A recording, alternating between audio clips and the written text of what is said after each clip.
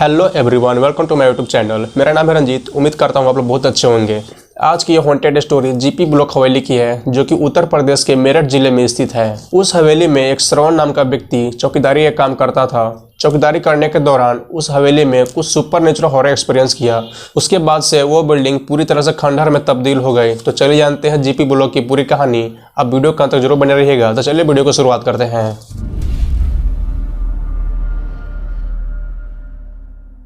GP block Uttar Pradesh के मेरठ जिले में स्थित है और यह बिल्डिंग भारत के टॉप 10 हॉन्टेड बिल्डिंगों में शामिल है। सन 1945 से पहले जीपी ब्लॉक भी एक नॉर्मल बिल्डिंग हुआ करता था। उस जमाने में भी डेविड नाम का एक अंग्रेज पूरे परिवार के साथ उस हवेली में रहा करता था। जीपी ब्लॉक कैंट एरिया के अंदर आता था, जिस वजह से आम आदमी का वहां जाना प्रतिबंधित था। डेविड ने उस बिल्डिंग की चौकीदारी करने के लिए एक श्रवण नाम को व्यक्ति को रखा था और श्रवण को उसी हवेली में एक कमरा दे दिया गया था। श्रवण उस हवेली में कई सालों से चौकीदारी का काम कर रहा था और कभी भी किसी तरह का बेईमानी नहीं किया, जिस वजह से डेविड भी इसे खूब पसंद करता था और उसे कभी भी किसी चीज का कमी नहीं होने देता था।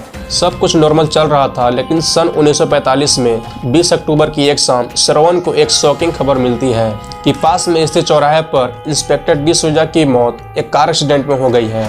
इंस्पेक्टर डिसूजा डेविड के एक बहुत करीबी मित्र थे।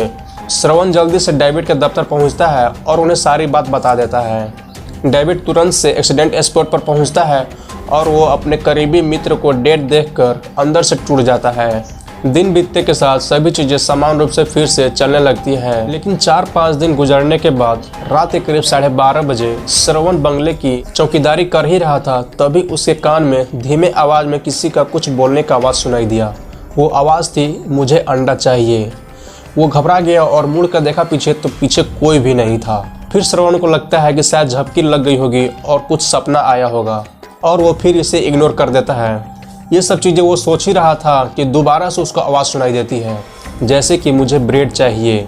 फिर से ये काफ़ी घबरा गया और इस बार वो बहुत चौकन्ना हो गया। फिर अगले 1 घंटे तक उसे कोई भी आवाज़ सुनाई नहीं दी। फिर अचानक से तीसरी बार फिर से उसे एक बार आवाज़ सुनाई दिया। वो आवाज़ थी, मुझे बटर चाहिए। इस बार वो बहुत ज़्यादा घबरा कर अपने चेयर से उठकर भागता भागता सीधे डेविड के कमरे का गेट खटखटाने लगा। फिर डेविड की वाइफ ने दरवाज़ा खोला। श्रवण डरते डरते उनको बताया कि मुझे डिसूजा की आवाज़ सुनाई दे रही है। डेविड की वाइफ बोली, ये तुम क्या मजाक कर रहे हो। फिर वो अपने कमरे से बाहर निकली और आसपास देखी तो उसे आसपास कोई भी दिखाई नहीं दिया।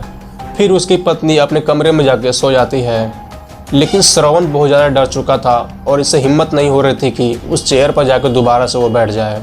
वो जैसे तैसे पूरी रात काटता है और फिर अगली सुबह जब डेविड अपने दफ्तर निकल रहा था तो जाकर बताता है कि पिछली रात उसे डिसूजा की आवाज़ सुनाई दे रही थी।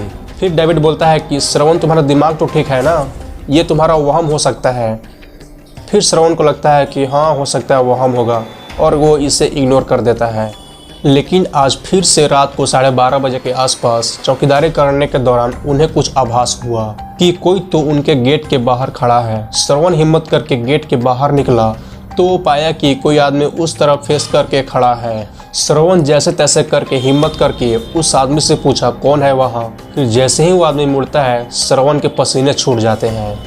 वो आदमी और कोई नहीं बल्कि डिसूजा ही था। डिसूजा धीरे धीरे श्रवण की तरफ बढ़ने लगा। तभी श्रवण वहां से घबरा करके चीखते चिल्लाते वहां से भाग खड़ा हुआ। तभी डेविड और उसके पत्नी अपने रूम से बाहर निकले, लेकिन उन्हें कोई भी दिखाई नहीं दिया। डेविड को लगा शायद श्रवण की मानसिक स्थिति ठीक नहीं है, इसलिए इसे कुछ दिनों के लिए अपने गांव वापस भेज देता हूँ। और फिर वो श्रवण को कुछ दिनों के लिए अपने गांव वापस भेज देता है। लेकिन अगले दिन डेविड जब अपने दफ्तर पहुंचा तो लोगों की बातें सुनकर उसकी रोंगटे खड़ी हो गई।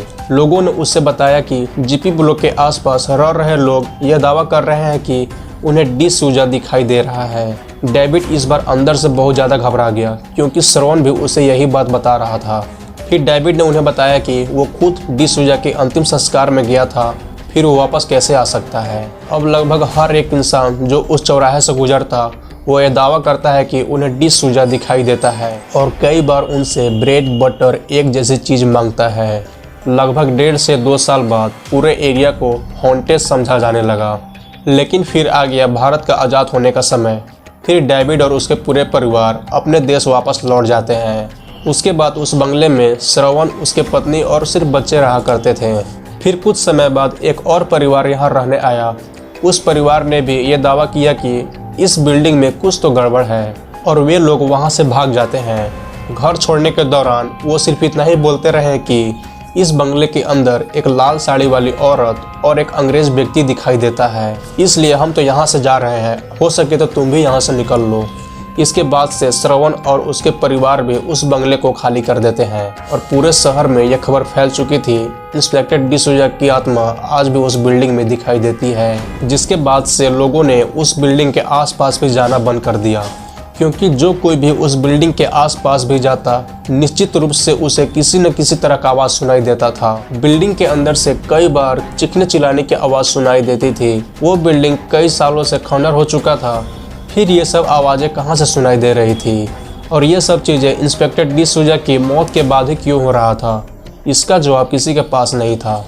धीरे धीरे समय बीतता चला गया और उस बिल्डिंग के आसपास बहुत सारे झाड़ियों पेड़ पौधे उगाए और अब का मंजर तो ऐसा है कि उस बिल्डिंग के अंदर जाना तो दूर, उसको दूर से खड़ा होकर देखने में ही डर लगता है। आए दिन लोग ये बोलते रहते हैं कि वो बिल्डिंग भूतिया है, लेकिन किसी ने भी इस बात की आज तक पुष्टि नहीं कर पाया है। इतिहासकारों की माने तो उनका कहना है कि हो सकता है अंग्रेजों के यहाँ से जाने के बाद यह कोठी खाली रहने पर धीरे धीरे एक खंडहर में तब्दील हो गई हो और लोगों ने इसके बारे में किस्से कहानियां बनाना शुरू कर दिए हों, क्योंकि इन सभी चीज़ों की पुष्टि अभी तक कोई नहीं कर सका है।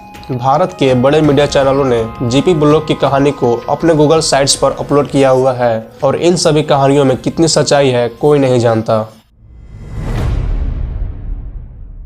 तो आज की स्टोरी में सिर्फ इतना ही। कैसा लगा आपको यह कहानी सुनकर मुझे कमेंट बॉक्स में जरूर बताइएगा और अगर वीडियो पसंद आई हो तो जरूर से लाइक कीजिएगा, साथ ही साथ वीडियो को शेयर कीजिएगा और मेरे चैनल को सब्सक्राइब कर लीजिएगा। तो मैं आपसे मिलता हूँ अपने नेक्स्ट वीडियो में। Thank you and bye bye.